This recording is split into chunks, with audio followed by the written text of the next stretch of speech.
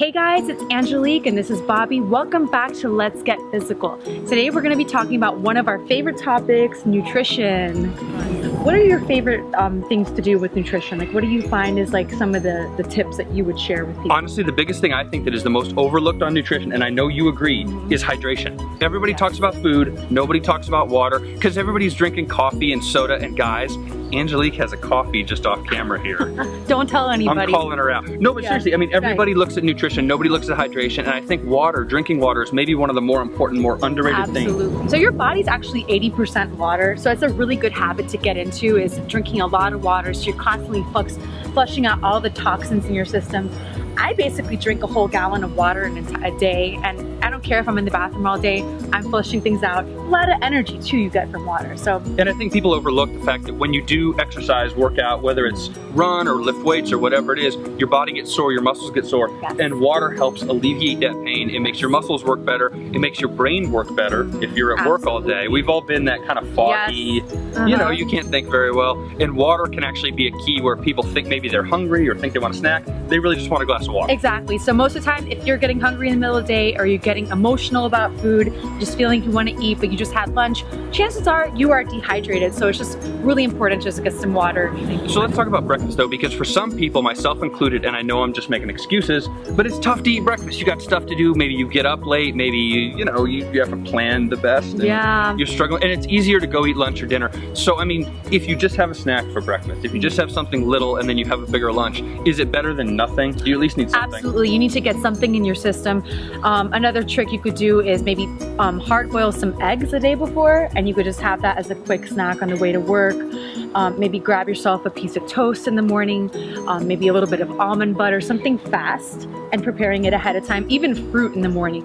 You know, just grabbing something, not going to work on an empty stomach. That's the worst thing that you can do, because that's going to slow your metabolism down, and you're going to end up eating a huge lunch. How many times has that happened to you? Like 3 times a week. It's awful. No, and you mentioned it, and it sounds like what it really comes down to with food and hydration is planning. Yes. And if you can plan it the right way, if you have kind of a map of where you're going to go and what you're going to eat on various days, you don't need to be perfect. No. But if you have somewhat of a roadmap, it's easier to stay consistent to it, and then lo and behold, you start getting healthier, and hey, it wasn't actually that hard. Exactly. It's just a little step in the right direction. Going and doing your food prep at the beginning of the week, buying the foods, bringing it with you. You end up saving money on lunch, believe it or not. You can't be expected to be perfect. You have what, 21 or maybe more meals if you're eating small meals. Right. But you have 21 to 30 meals a week. Yeah. You can't go 30 for 30. No, definitely not. Your body will go insane, and then you'll end up having a whole cheat day of food. Yeah, or maybe even 2 days. Say a cheat month. A cheat month. It kind of like derails the whole progress that you've been making. So it's just, I like to have 1 to 2 cheat meals a week, maybe like a Wednesday and a Saturday,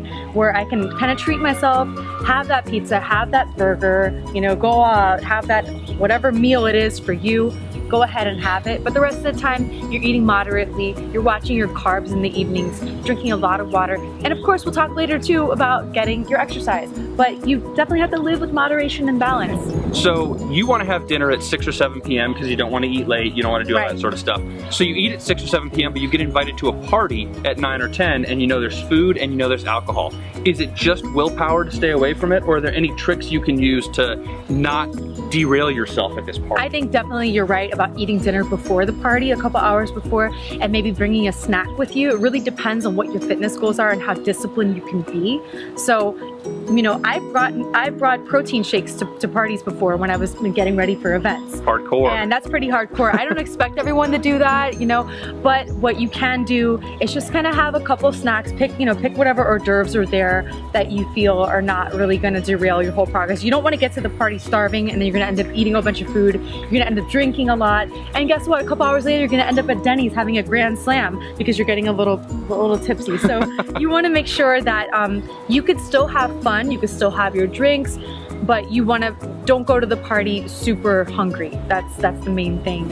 All right, Angelique, so one big important question, and I've noticed this happens with me, and it probably happens with you and everybody else, is emotional eating. You have a bad day at work, you have a bad day or whatever, and you just want like a bunch of chocolate chip cookies or something. How do you avoid emotional eating? How do you stay away from that kind of stuff? Well, knowing first of all that you have an emotional eating habit is the first way to conquer that. I would recommend taking a deep breath, try to resort to something besides food to get that emotion to go away. Ask yourself, why are you feeling that? And if you do feel it's a craving to have something, have a little bit, have one chocolate chip cookie, you know, drink some water before you do that. Don't let yourself throw everything that you've done all week out the window. Don't take orders from the cookie, pretty much. Like I read that on Instagram somewhere, like, you know, I have not come this far to take orders from a cookie. If you could do one thing, like if you're a beginner to nutrition and fitness, or you're trying to kind of get back on the horse, get back on the tracks as it were, what is one thing that you could start with doing that would get you in that right phase of mind?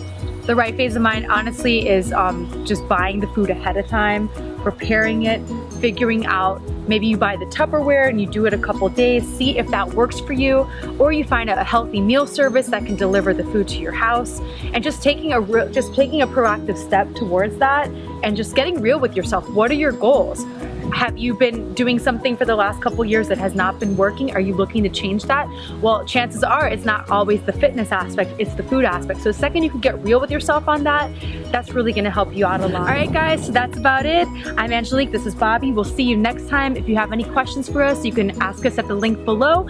You can also find us on Facebook, Twitter, and Instagram. Have a good one.